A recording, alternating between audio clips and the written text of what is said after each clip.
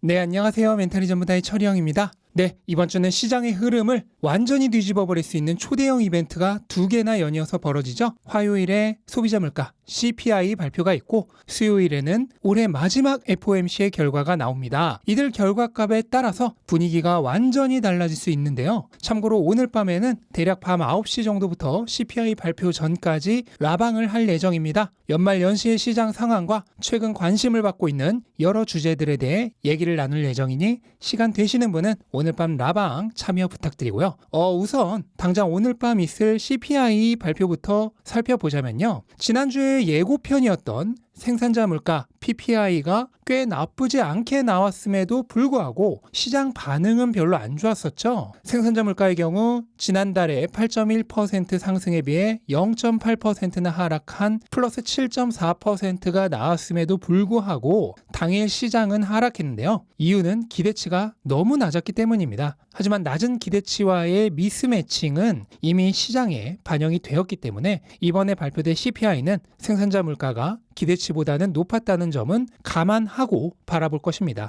현재 시장의 예상치는 지난달 7.7% 상승보다 0.4% 하락한 전년 대비 7.3% 상승이고 근원 CPI 예상치는 지난달에 6.3% 상승보다 0.2% 낮아진 전년 대비 6.1% 상승인데요. 이것은 생산자 물가에 비해 상당히 현실적인 예측치라고 생각이 되고요. 충분히 달성 가능한 수치라고 생각을 합니다. 그도 그럴 것이 우선 전체 CPI에 굉장히 큰 영향을 주고 있던 유가가 11월에 전체적으로 하락세였습니다. 원래 고점 대비해서는 20% 정도까지 하락을 했었고요. 이것은 CPI에도 영향을 주었을 가능성이 상당히 높습니다. 그리고 수차례 반복해서 말씀드렸지만 소비자 물가에서 가장 큰 비중을 차지하는 주거비가 상승폭이 줄어들었을 가능성이 높습니다. 특히나 근원 CPI에서는 주거비가 40%나 차지하기 때문에 주거비 하락 없이는 근원 CPI의 하락도 없습니다. 하지만 지금 우리는 CPI가 내리길 바라는 게 아니죠. 전년 대비해서 오르긴 올랐지만 그 오름폭이 줄어들었기를 바라는 것입니다.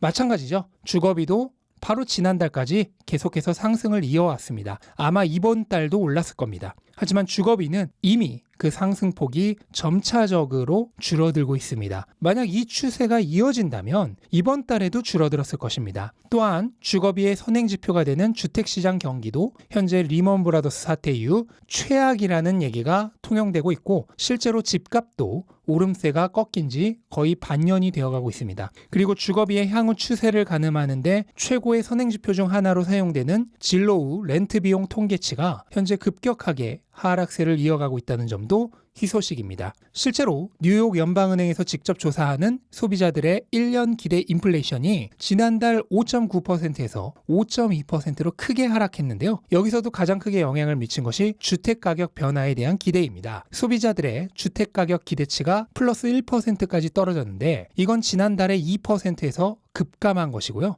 당연하게도 팬데믹 이후 최저치입니다. 그러니까 일반 소비자들도 현재 주택시장에 대한 분위기를 굉장히 안 좋게 보고 있다는 뜻입니다. 이러한 모든 집계치들을 종합해 봤을 때 이번 달의 주거비는 그 상승폭이 더욱 줄었을 것으로 예상이 되고요. 따라서 CPI에도 큰 하락 압력으로 작용하지 않을까 생각이 됩니다. 결과적으로 CPI는 충분히 예측치에 가까운 수준으로 나올 것이 기대가 되고 있는 상황인데요. 그렇다면 어느 정도가 나와야 시장은 기뻐할까요? 우선 전체 CPI의 경우 기대치인 7.3% 정도로는 아마 크게 좋아하지는 않을 수도 있습니다. 왜냐하면 이미 그러한 기대로 주식시장의 분위기가 반전되었기 때문이죠. 따라서 기대치보다 낮은 7% 초반대가 나와줘야 확실하게 좋은 반응이 있지 않을까 생각이 되고요. 근원 CPI의 경우는 기대치 정도로만 나와줘도 충분하지 않을까 생각이 됩니다. 근원 CPI는 어쨌든 주거비가 떨어져줘야 의미 있는 하락이 있을 수 있습니다. 그런데 주거비는 현재 상승폭이 줄고는 있지만 어쨌든 여전히 상승은 유지 중입니다. 따라서 근원 CPI의 큰 폭의 하락은 아직은 시기상조일 가능성이 있습니다. 다만 생각 외로 주거비 상승폭이 줄어들어 만약 근원 CPI가 예측치보다도 더 밑으로 또는 5%대가 나와준다면 당일 주식시장에 강력한 상승까지도 예상해 볼 수 있겠습니다.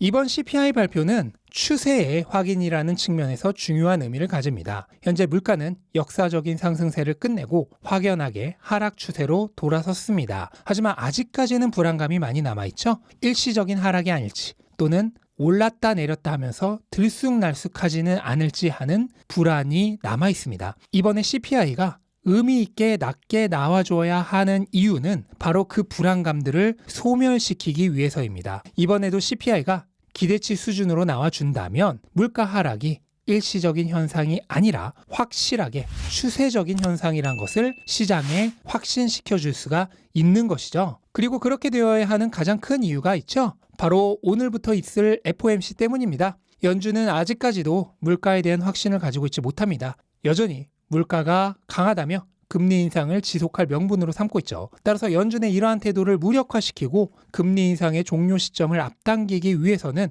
확실하게 낮아진 물가 지표가 필요한 것입니다. 일단 CPI 발표 바로 다음 날인 수요일에 발표될 이번 FOMC 결과는 모두가 예상하고 있는 0.5%포인트 빅스텝으로 끝날 가능성이 굉장히 높습니다. 그런데 여기까지는 쉽게 예상할 수가 있는 부분이고요. 하지만 그 다음이 중요합니다. 금리를 최대 몇 %까지 올릴 것인가 하는 점이죠. 그리고 이번 달에는 점도표가 발표가 되죠. 지난번에는 연준 의원들의 평균적인 최종 금리 의견이 4.6%였는데요. 아마도 올랐을 가능성이 높습니다. 그리고 현재 금리 상승기가 거의 막바지에 접어든 만큼 이번에 발표되는 점도표가 아마도 최종 금리의 이정표가 될 가능성이 매우 높습니다. 그러니까 점도표야말로 이번 FOMC의 꽃이라는 얘기입니다. 이를 통해 시장은 최종 금리와 함께 금리 인하 시기에 대한 연준의 생각을 읽을 것입니다. 파월의 연설은 별로 볼 것도 없습니다. 무슨 말을 할지 이미 다 알고 있죠.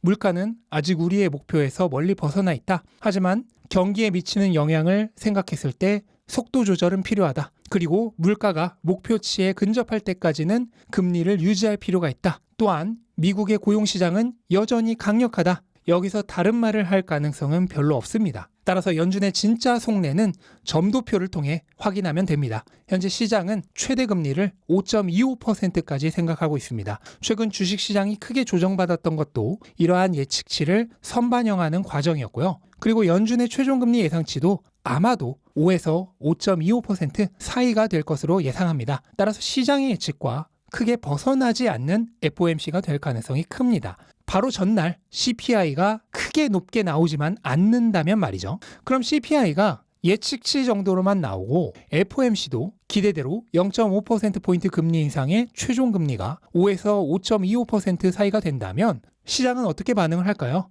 이 경우에는 시장이 좋아할 가능성이 큽니다. 시장은 언제나 불확실성을 가장 싫어하죠. 현재 예측하고 있는 수준은 이미 가격에 반영이 되어 있습니다. 그 상태에서 불확실성이 제거되고 너네가 예측한 대로 될 거야 라고 말해준다면 일반적으로 시장은 상승합니다. 따라서 이번 소비자 물가 FOMC는 더도 말고 덜도 말고 딱 이 예측 정도로만 나오면 된다 하는 마음으로 바라보시면 될 것 같습니다. 네, 그리고 오늘 테슬라가 투심이 크게 무너지면서 6% 넘게 하락을 했는데요. 가장 큰 이유는 기가 상하이가 이번 달 말 약 일주일간 생산 중단에 들어갈 수 있다는 보도가 나오면서 중국에 대한 수요 불확실성이 다시 확산되고 있기 때문입니다. 이거는 얼마 전 나왔던 기가 상하이의 모델 Y 20% 감산 소식을 뒷받침하는 내용인데요. 다만 기가 상하이 측에서는 이 소식에 대해 사실이 아니라고 부인을 했습니다. 그런데 현재까지는 회사를 통해 공식적으로 나온 소식이 아닌 일부 직원의 증언을 인용한 것이기 때문에 이 반론조차도 일종의 루머로 치부되고 있고 투자자들의 불안감을 완전히 해소시켜주지는 못하고 있습니다. 그러니까 아직까지는 어느 쪽이건 완전히 확인되지 않은 루머인데요. 여러 번 말씀드렸듯 장기 투자를 망치는 가장 큰 이유가 바로 이러한 노이즈에 휘둘리는 것이죠. 이러한 루머 하나하나에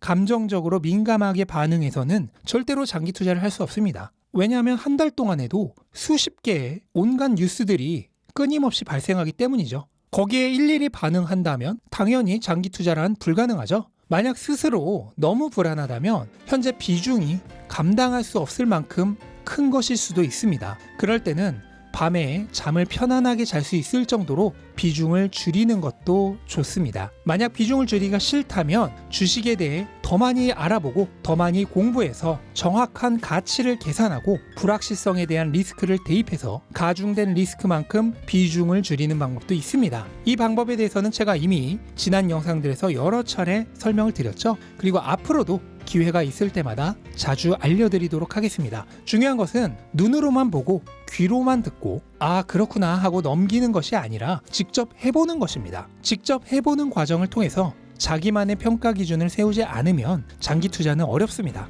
왜냐하면 내일 또 새로운 루머에 주가가 흔들리면 결국은 버틸 수 없기 때문입니다. 따라서 저는 자산을 평가하는 방법에 대해서 기회가 있을 때마다 지속적으로 설명을 드릴 것이고요. 혹시라도 지난 영상들을 못 보신 분들은 앞으로 올라올 영상들을 관심을 가지고 계속 봐주셨으면 좋겠습니다. 네, 이제 시장의 단기적 흐름이 완전히 뒤바뀔 초대형 이벤트가 얼마 남지 않았습니다. 오늘 밤에 CPI 발표 그리고 내일 FOMC 결과로 인해 이번 연말과 내년 연초에 시장이 결정될 것입니다. 저희 멘탈이 전부다 구독자 여러분들이 마음 따뜻한 연말 연시를 보낼 수 있도록 부디 긍정적인 결과가 나오기를 바라는 마음으로 영상 마치도록 하겠습니다. 영상 도움되셨다면 구독과 좋아요 부탁드리고 즐거운 하루 되시기 바랍니다. 감사합니다.